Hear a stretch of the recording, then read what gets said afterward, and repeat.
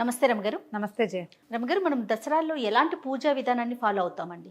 సాధారణ పూజ అంటే 2 పూట్ల దీపారాధన చేసుకోవటము, ఏదైనా చదువుకోవటము, అమ్మవారికి నైవేద్యం పెట్టుకోవటం. దీంతో పాటుగా విశేషంగా చేసేవి 9 రోజులు దీక్షగా ఉండేవాళ్ళు కొంతమంది ఉంటారు.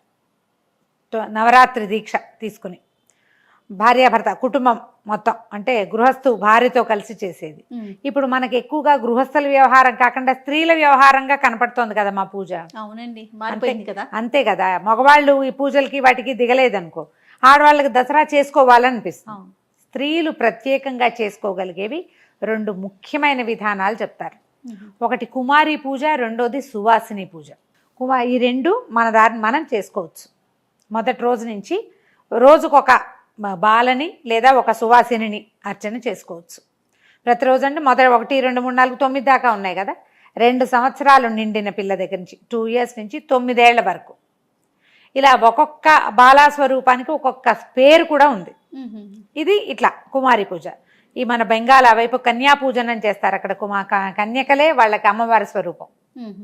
మనకి సువాసిని పూజ కూడా ఉంది. మనం ఏంటంటే సువాసిని అర్చన ప్రీత అని చెప్పుకుంటాం. సువాసినుల చేత అర్చింపబడ్డం అంటే అమ్మవారికి ఇష్టము. సువాసిని అర్చించినా కూడా ప్రీతి చెందుతుంది. 2 అర్థాలు చెప్పుకోవచ్చు దానికి. ఒక సువాసిని, ఒక ముత్తైదుని అమ్మవారిగా భావించి అమ్మవారిగానే ఆమెకి అర్చన చేసి, ఎట్లా షోడశోపచారాలు చేస్తాం అట్లా షోడశోపచారాలు చేసి నైవేద్యం పెట్టి పూజ చేసుకుని కాళ్ళ దండం పెట్టుకోవటం, ఆమెకు తాంబూలం ఇవ్వటం. అమ్మవారికి ఎట్లా చేస్తామో అదే. ఇది ఒక పద్ధతి మనం అలవాటు చేసుకోవచ్చు. దీంట్లో 9 రోజులు 9 మందికి చేయాలా అనేది ఒక ప్రశ్న ఉంటుంది. కుదిరిందా? ప్రతిరోజు ఒక బాలకి ఒక సువాసినికి చేసుకోవచ్చు. ఒక కుమారి ఒక సువాసిని, లేదా ఒకేసారి 9 మంది ఆడపిల్లల్ని 9 మంది సువాసినులని మనం ఒకే రోజు అర్చించుకోవచ్చు. వాళ్ళనో రోజు వీళ్ళనో రోజు కూడా పెట్టుకోవచ్చు. ఇవేం కుదరలేదు మనకి. ఒక్క పిల్లని, ఒక్క బాల, ఏ వయసు కుదిరితే ఆ వయసు, ఒక్క సువాసిని మొత్తం దసరాల్లో అలాగైనా చేసుకోవచ్చు. ఇదే చేస్తే మంచిది, అది చేస్తే చాలదు లాంటివి భావించకండి. బాల అంటే సుమారుగా వయసు ఏమన్నా 2 ఏళ్ళు, అంతే. 2 ఏళ్ల నుంచి 9 ఏళ్ల వరకు. నా లెక్క ఏంటంటే ఏదైనా పెడితే చేత్తో తీసుకుని తినగలగాలి పిల్లలు. నేను కుమారి పూజ చేస్తే నాకు చాలా ఇష్టం. ఏటా చేస్తాను కుమారి పూజని. మేము 2 ఏళ్ల 3 ఏళ్ల పిల్లలుగా పిలిచిన వాళ్ళు ఇప్పుడు 13, 14 ఏళ్ల వాళ్ళు అయిపోయారు. వాళ్ళని పిలవడాలి. 9 ఏళ్ళు వచ్చేసరికి ఇంకా మానేస్తాం కదా. అయితే దీంట్లో ఒక ప్రత్యేకత ఏం చెప్తారంటే, సువాసినులు అందరూ ఒకటే. సువాసినికి కుల విచక్షణ ఉన్నది అన్నది ఒక విషయం వినపడుతూ ఉంటుంది. ఒక ఏ జాతి వాళ్ళు వాళ్ళకే పూజన చేసుకోవడం అలా ఉన్నది. కానీ బాలకి కుల విచక్షణ లేదు. ఎవరినైనా పిలవచ్చు. నేను కూడా అలాంటివి పెట్టుకోను. అందరూ వస్తారు మా ఇంటికి. అందరూ ఎవరికి కుదిరితే వాళ్ళు పిల్లల వయసులు చూసుకుని వాళ్ళకి కావాల్సిన ఫ్రాకులో గౌన్లో కొనుక్కొచ్చుకుంటాను కూడా. ముందు ఎవరెవరికి పిల్లలు ఉన్నారో చూసుకోవటం. ఒక 3, 4 ఎక్స్ట్రా వచ్చినా పర్వాలేదు.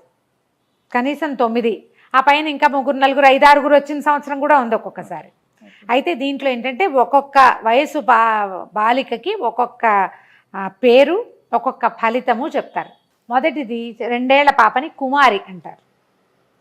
ఈమెకి గనక ఆ కుమారి పూజ, ఆ 2 ఏళ్ల పాపకి చక్కగా పసుపు రాసి కాళ్ళకి పారాయణ పెట్టి, కుదిరితే పొద్దునే తలంటు కూడా పోయచ్చు. తలస్నానం చేయించటం మన ఇంట్లోనే, పాదాలకు పారాయణ పెట్టడం, కంటికి కాటుకు పెట్టడం, మొహాన బొట్టు పెట్టడం, బుగ్గన చుక్క పెట్టడం, చక్కగా తల దువ్వటం, ధూపం కూడా వేస్తాం. కుదిరితే కాస్త ఏ గోరింటాకో పెట్టడం, చక్కగా అమ్మాయిని పీట మీద కుదురుగా కూర్చోబెట్టి బొట్టు తాంబూలము ఇచ్చి భోజనం పెట్టడం. పిల్లలు తినగలిగే పదార్థాలు పెట్టాలని చెప్తారు. పిల్లలు సాధారణంగా అందరికీ పులిహార్లు అవి ఇష్టం, ఏవి కుదిరితే అవి, అంతే. 2 ఏళ్ల పిల్లని కుమారి అంటారు, 3 ఏళ్ల పిల్లని త్రిమూర్తి అంటారు. 2 ఏళ్ల పిల్లని కనుక ఆ కుమారి పూజ కనుక చేస్తే దారిద్ర్యం తొలుగుతుంది, శత్రునాశనం అవుతుందట. 3 ఏళ్ల పిల్లని కనుక 3 ఏళ్ల పిల్ల ఈ త్రిమూర్తికి కనుక పూజ చేస్తే ఆయుర్వృద్ధి. ఏదైనా మనకి ఆయుష్ అనారోగ్యం ఉంది, ఆయుష్ తక్కువ అని అనిపిస్తుంది, ఏదైనా మనకి గ్రహపీడలు ఉన్నాయి, వాటి వల్ల మారకం ఉంది అని చెప్తారు. అలాంటి వాళ్ళు ఈ 3 సంవత్సరాల బాలికని అమ్మవారిగా భావించి, త్రిపుర సుందరిగా భావించి పూజ చేస్తే కనుక ఆయుష్ వృద్ధి అవుతుందంటారు. 4 ఏళ్ల పాపని కళ్యాణి అంటాం. ఆ పాపని కనుక పూజిస్తే విద్య, వినయము, రాజభోగాలు లభిస్తాయి. 5 ఏళ్ల పాపని రోహిణి అంటారు. ఈ రోహిణిని గనక అర్చిస్తే 5 years పాప ఆమెను అర్చిస్తే రోగనాశనం, ఏదైనా అనారోగ్యంతో ఉన్నవాళ్ళు, తరచుగా జబ్బు పాలయ్యేవాళ్ళు, ఈ 5 సంవత్సరాల పాపను కనుక అర్చిస్తే ఈ రోగనాశనం జరుగుతుంది, జబ్బులు తగ్గిపోతాయట. ఇలాంటిది ఉందా అంటే మనకి ఇవన్నీ కూడా దేవి భాగవతంలో చెప్పబడ్డాయి జయ, వివరంగా ఈ వయసు పిల్లని అర్చిస్తే ఇది వస్తుంది అని. వాళ్ళు ఈ 10 ఏళ్ళ 9-10 ఏళ్ళ దాకా పిల్లలకి ఏం ప్రపంచం తెలియదు. దైవిక శక్తి వాళ్ళల్లో కూడు కట్టుకుని ఉంటుంది. పిల్లలు దైవ స్వరూపులుగా ఉంటారు.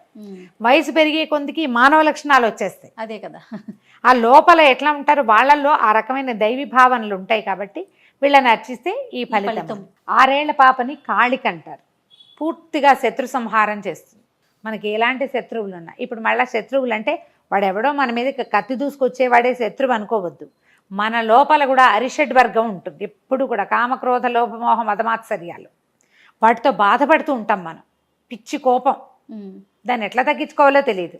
ఈ కాళికని పూజిస్తే అది తగ్గిపోతుంది. ఓకే, ఎంత చక్కగా ఉందో చూడు. తర్వాత 7 ఏళ్ల పాపని చండి అంటారు. చండిక, ఈమె పూర్తిగా ఐశ్వర్యాన్ని ఇస్తుందట. 7 ఏళ్ల పిల్లని పాపాయిని, మళ్ళీ ఇది మనవరాలు కూడా కావచ్చు. మన మన అమ్మాయికి కూతురు కొడుకు కూతురు కూడా పనికొస్తారు. సొంత పిల్లలకి కూడా అర్చన చేసుకోవచ్చు. మన పిల్ల పనికిరాదు అన్న నియమం లేదు ఇక్కడ. మన ఇంట్లో చిటిపాప అయితే దాన్ని కూడా పసుపు రాసి ఈ పాదాలు బట్టి దండం పెట్టుకోవచ్చు మనం. ఈ రోజు ఈ 10 రోజుల్లో మనం ఏ రోజు ఈ పాపకి కేటాయించుకున్నామో ఆ రోజుకి. 8 ఏళ్ల పాపని శాంభవి అంటారు. ఈమెకి ఏంటంటే మనం సంవత్సరం అంతా చేసిన ఉపాసన ఉంటుంది కదా, దానికి ఫలితాన్ని ఇస్తుంది.